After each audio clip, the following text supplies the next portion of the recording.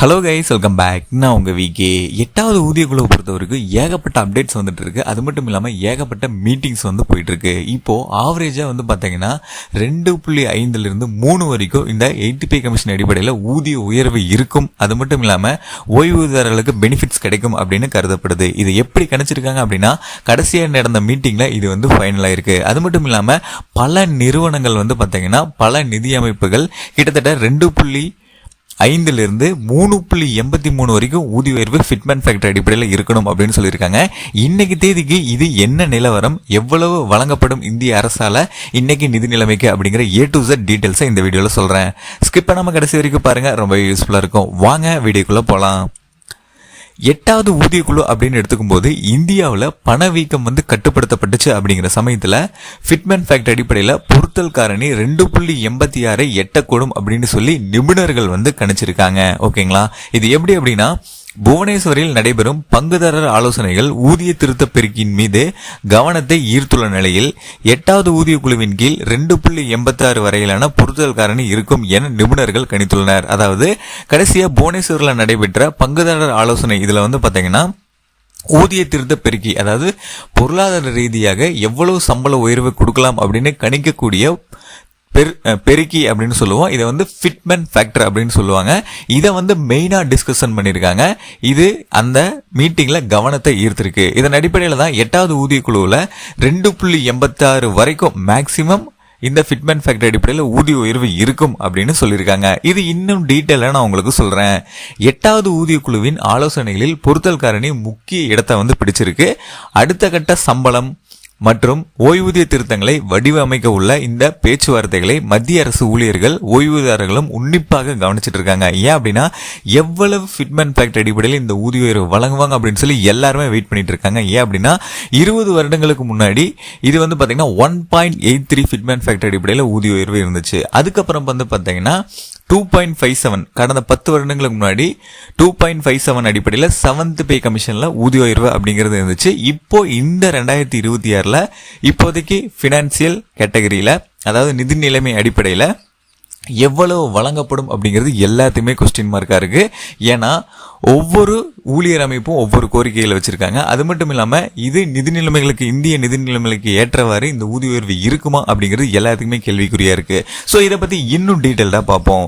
அடிப்படை ஊதியத்தை மாற்றி அமைப்பதற்கான அடிப்படையாக விளங்கும் பெருக்கி காரணியானது அடுத்த 10 ஆண்டுகளில் சம்பளம், ஓய்வூதியம் மற்றும் பல இதர சலுகைகளை நிர்ணயிப்பதில் ஒரு தீர்க்கமான பங்கை வகிக்கும் என எதிர்பார்க்கப்படுகிறது.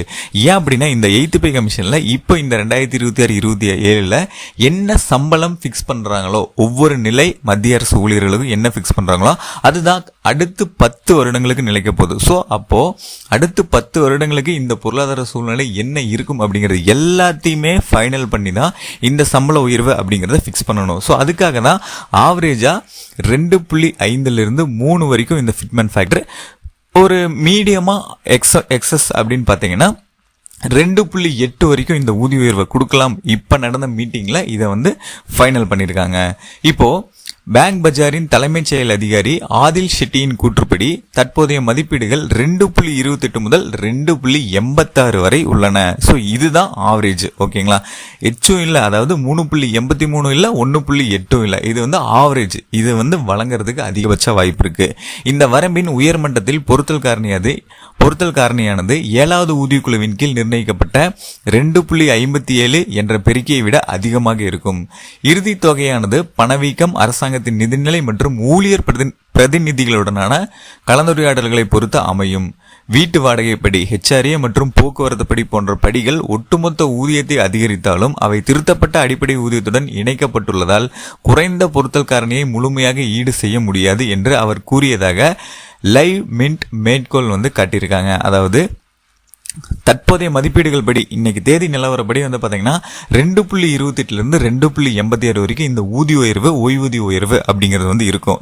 ஓகேங்களா, 7th பே கமிஷன்ல இது 2.57 அப்படின்னு சொல்லி இந்த நடுநிலை வகித்தது அப்படிங்கிறது குறிப்பிடத்தக்கது. ஸோ இதுல பாத்தீங்கன்னா இந்த HRA, TA இது எல்லாமே பாத்தீங்கன்னா இணைச்சிட்டாங்க. ஸோ இப்போ இந்த உயர்வு அப்படிங்கிறது அதர் அலவன்சஸ்லையும் ஆவரேஜான உயர்வு அப்படிங்கிறது இருக்கும். ஸோ இது இந்த பொருளாதார சூழலை ஈடு செய்யக்கூடிய வகையில் இது அமையும். ஸோ இது பார்த்தீங்கன்னா மத்திய அரசு ஊழியர்களாக இருக்காங்க, ஓய்வூதியராக இருக்காங்களா அப்படிங்கிறவங்களுக்கு அவங்களுக்கே தெரியும். இது ஒரு நடுநிலையான முடிவு. ஸோ இது பார்த்தீங்கன்னா பெரிய நிதிநிலையை அஃபெக்ட் பண்ணாது, அதே மாதிரி ஊழியர் கோரிக்கைகளை நிறைவேற்றாது. ஆனால் அவங்களுக்கு ஓரளவுக்கு 50% 60% இது ஈடு செய்யும். சப்போஸ் 1.9 போனாங்கன்னா இந்த ஊழியர் கோரிக்கைகள் மறுக்கப்பட்டதா நிர்ணயிக்கப்படும். ஏன் அப்படின்னா அது ரொம்பவே குறைவு அப்படிங்கிறது குறிப்பிடத்தக்கது. இப்போ 6வது ஊதிய குழுவின் கீழ் 1.86 இருந்த குறைந்தபட்ச அடிப்படை ஊதியத்தை 7வது ஊதிய குழு 2.57 என்ற நிர்ணய காரணியின் மூலம் 7,000 18,000 உயர்த்தியது அப்படிங்கிறது குறிப்பிடத்தக்கது. 20 வருஷத்துக்கு முன்னாடி 1.86 அதாவது 7,000 இருந்த சம்பளம் கடந்த 10 வருடங்களுக்கு முன்னாடி 2.57 ஃபிட்மென் ஃபேக்டர் அடிப்படையில் 18,000 உயர்த்தப்பட்டுச்சு அப்படிங்கிறது குறிப்பிடத்தக்கது. இப்போ அரசு ஊழியர்களின் குறிப்பாக குறைந்த ஊதிய பிரிவுகளில் உள்ளவர்களின் அடிப்படை ஊதியத்தில் அர்த்தமுள்ள உயர்வை உறுதி செய்வதற்காக தொழிலாளர் சங்கங்களும் பணியாளர் அமைப்புகளும் உயர்வான பொருத்தல் காரணியை வலியுறுத்தி வருகின்றனர். அதாவது ஸ்டார்டிங் கேட்டகரியில் இருக்கக்கூடிய மத்திய அரசு ஊழியர்கள் அவங்களுக்கு அடிப்படை ஊதியம் அர்த்தமானதாக இருக்கணும். 10 வருஷத்துக்கு அப்படின்னா 10 வருஷத்துக்கு இந்த சேலரி கரெக்டாக இருக்கும் அப்படின்னு சொல்லி யூஸ்ஃபுல்லான சேலரி கொடுக்கணும் அப்படின்னு சொல்லி தொழிலாளர் சங்கங்களும் பணியாளர் அமைப்பு 3.83 வரைக்கும் கொடுக்கணும் ஊதிய உயர்வு அப்படின்னு சொல்றாங்க. அதாவது ஸ்டார்டிங் சேலரி 69,000 வரைக்கும் கொடுக்கணும். 50,000 55,000 60,000 65,000 68,000 69,000 வரைக்கும் வழங்கணும் அப்படின்னு சொல்லி பல்வேறு ஊழியர் அமைப்புகள் கோரிக்கை வச்சுட்டு இருக்காங்க. இருப்பினும் இறுதி பரிந்துரையானது ஊழியர்களின் எதிர்பார்ப்புகள், பணவீக்க போக்குகள், இந்தியாவோட பணவீக்க போக்குகள் மற்றும் அரசாங்கத்தின் நிதித்திறன் ஆகியவற்றிற்கு இடையேயான ஒரு சமநிலையை பிரதிபலிக்கும் என்று நிபுணர்கள் நம்புறாங்க. ஏன் அப்படின்னா இதை எடுத்த உடனே ஃபைனல் பண்ணிட மாட்டாங்க. அரசாங்கத்தோட நிதித்திறன், பணவீக்க போக்குகள், ஏகப்பட்ட போர்கள் இது எல்லாமே போயிட்டு இருக்கு. ஸோ இதோடைய போக்குகள், அது மட்டும் இல்லாமல் ஊழியர் எதிர்பார்ப்புகள் இது எல்லாமே ஃபைனல் பண்ணுவாங்க. ஏன்னா ஒவ்வொரு ப்ராடக்ட், எலக்ட்ரானிக் ப்ராடக்ட் ஆகட்டும், பெட்ரோல் ஆகட்டும், ஏகப்பட்ட பொருட்களோட விலை உயர்ந்துட்டே இருக்கு. ஏன் அப்படின்னா இந்த கச்சா எண்ணெய் இந்த பிரச்சனை எல்லாமே போயிட்டு இருக்கு. ஸோ இதனால நிதிநிலை நிறைய வேரியேஷன்ஸ் போயிட்டு இருக்கு. ஸோ இதை ஃபைனல் பண்ணும்போது அது என்ன நிலையில இருக்கு, பணவீக்க போக்குகள் எப்படி இருக்கு அப்படிங்கிறதையும் ஒரு பொருட்டா எடுத்துக்குவாங்க. அடுத்து ஊதியம், படிகள், ஓய்வூதியம் மற்றும் சேவை நிபந்தனைகளை தொடர்பான பிரச்சனைகள் குறித்து ஊழியர் பிரதிநிதிகள், ஓய்வூதியர்கள் மற்றும் பிற பங்குதாரர்களுடன் கலந்துரையாடுவதற்காக ஆணையம் ஜூலை 6-7 தேதிகளில் புவனேஸ்வரில் 2 நாள் கலந்தாலோசனையை நடத்தினாங்க. ஓகேங்களா? அதாவது ஊதியம், படிகள், ஓய்வூதியம் மற்றும் சில சேவைகள் எல்லாமே இருக்கும். இதுக்கான நிபந்தனை தொடர்பாக பிரச்சனைகள் என்னென்ன வரும், அதுக்கு என்ன ஃபைனல் செஷன் பண்ணணும், ஓய்வூதியர்களுக்கு மற்றும் பிற பங்குதாரர்களுக்கும் என்னென்ன பண்ணணும் அப்படிங்கிறதுக்கான ஏகப்பட்ட டிஸ்கஷனை பண்ணியிருக்காங்க. ஏன்னா வெறும் பேசிக் அடிப்படை சம்பளமும் ஓய்வூதியம் மட்டும் கொடுத்தா போதாது, அது போக அதர் அலவன்சஸ் அப்படின்னு சொல்லி ஏகப்பட்டது இருக்கு. ஸோ இது எல்லாத்தையுமே ஃபைனல் பண்ணியிருக்காங்க இந்த ஜூலை 6-7 நடந்த மீட்டிங்ல, புவனேஸ்வரில் நடந்த மீட்டிங்ல. இந்த கலந்துரையாடல்கள் ஜூலை 9-10 தேதிகளில் கொல்கத்தாவில் மாற்றப்படும். மேலும் 2027 ஆண்டின் நடுப்பகுதியில் ஆணையம் தனது அறிக்கைகளை சமர்ப்பிப்பதற்கு முன்னர் கூடுதல் பிராந்திய அளவிலான கலந்தாலோசனைகளும் திட்டமிடப்பட்டுள்ளன. ஸோ இது பார்த்தீங்கன்னா ஒவ்வொரு அமைப்பு என்ன சொல்லியிருக்காங்க, அது மட்டும் இல்லாமல் அந்த அரசாங்கம் நிர்வகிச்சிருக்கக்கூடிய தலைவர், துணைத் தலைவர் இவங்க எல்லாமே டிஸ்கஷன் பண்ணிட்டு இருக்காங்க. இது மட்டும் இல்லாமல் இன்னும் பிராந்திய அளவிலான கலந்தாலோசனைகளை நடக்க போகுது. ஏன்னா யாருக்குமே அஃபெக்ட் இல்லாமல் கரெக்டான முடிவை எடுக்கணும் அப்படிங்கிறதுக்காக இவ்வளோ மீட்டிங்ஸ் போயிட்டு இருக்கு.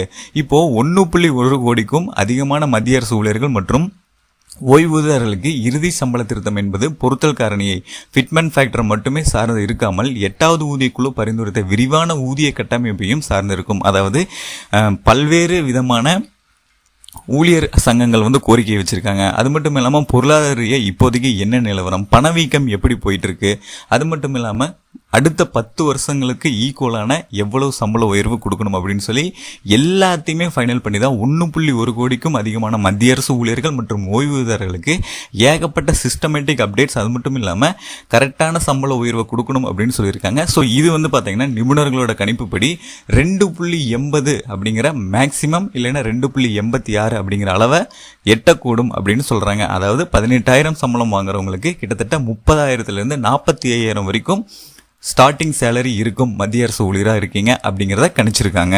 ஃபைனலாக இன்னைக்கு தேதிக்கு என்ன நிலவரம் அப்படிங்கிறத நான் உங்களுக்கு சொல்லியிருந்தேன். அது எல்லாமே உங்களுக்கு ரொம்ப யூஸ்ஃபுல்லாக இருந்திருக்கும்னு நினைக்கிறேன். அப்படி இருந்தால் இந்த வீடியோக்கு ஒரு லைக் பண்ணிட்டு இந்த மாதிரி நிறைய இன்ஃபர்மேஷன் சம்மந்தப்பட்ட வீடியோஸ், பணம் சம்மந்தப்பட்ட வீடியோஸை உடனுக்குடனே தெரிஞ்சுக்கிறதுக்கு நம்ம சேனலை யாராவது சப்ஸ்கிரைப் பண்ணாமல் இருந்தீங்கன்னா மறக்காமல் இப்போவே சப்ஸ்கிரைப் பண்ணிக்கோங்க. அப்படியே பக்கத்தில் இருக்க பெல் பட்டனையும் கிளிக் பண்ணிடுங்க. அப்போ தான் நான் போடுற ஒவ்வொரு பயனுள்ள வீடியோவும் உங்களுக்கு உடனுக்குடனே நோட்டிஃபிகேஷன்லாம் வந்து சேரும்.